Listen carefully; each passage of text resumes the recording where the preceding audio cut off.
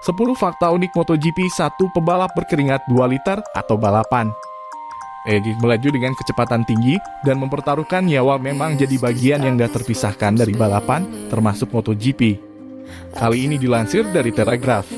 Kamis, 30 atau 6, pembalap Inggris Bradley Smith buka-bukaan soal 10 fakta unik tentang atlet MotoGP yang jarang kita ketahui. 1. Pebalap berada di luar negeri hampir setengah tahun lebih tiap musimnya. Musim MotoGP biasanya berlangsung selama kurang lebih 9 bulan. Dari Maret hingga November, jadi memang tidak ada waktu istirahat buat mereka. Mereka bisa berada di luar negeri hingga 180 hari tiap tahunnya.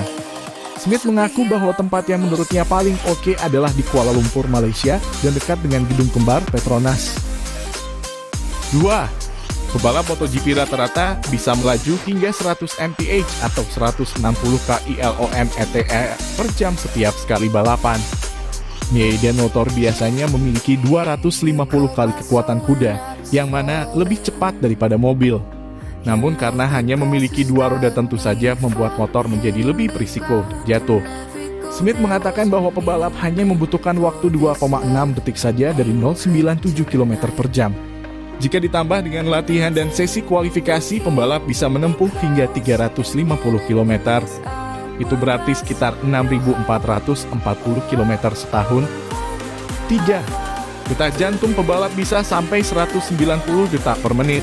Detak jantung pembalap saat balapan bisa mencapai 190 detak per menit. Padahal rata-rata detak jantung orang normal sekitar 70 detak per menit.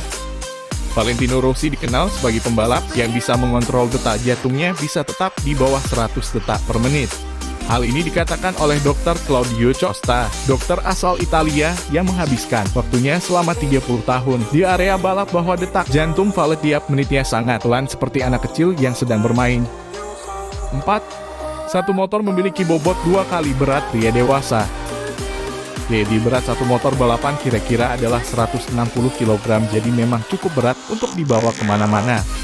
Pebalap diharuskan untuk nge-gym agar otot bisa terlatih, lengan, pundak hingga punggung pebalap untuk mengendalikan motor balapan mereka. Mungkin terlihat gampang kalau kami yang membawanya, tapi memang butuh perjuangan keras loh, lanjut Smith. 5. Satu pebalap bisa menghasilkan 2 liter keringat setiap kali balapan.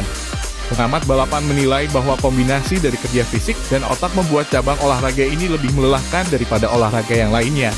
Lebih-lebih jika sirkuit balapan berada di daerah panas seperti Malaysia atau Jepang yang punya tingkat kelembaban hingga 70, biasanya akan menambah beban stres pebalap. 6. Pakaian dari kulit kanguru. Jadi pebalap terbuat dari kulit kanguru karena kulit kanguru lebih ringan, fleksibel, dan lebih kuat untuk dipakai. 7. Kemampuan otak pebalap. 2 bagian otak pebalap yang berkembang dengan baik adalah bagian visual cortex, bagian yang menafsirkan informasi seperti persepsi gerak dan jarak, dan otak kecil, bagian vital untuk koordinasi, keseimbangan, dan presisi. 8.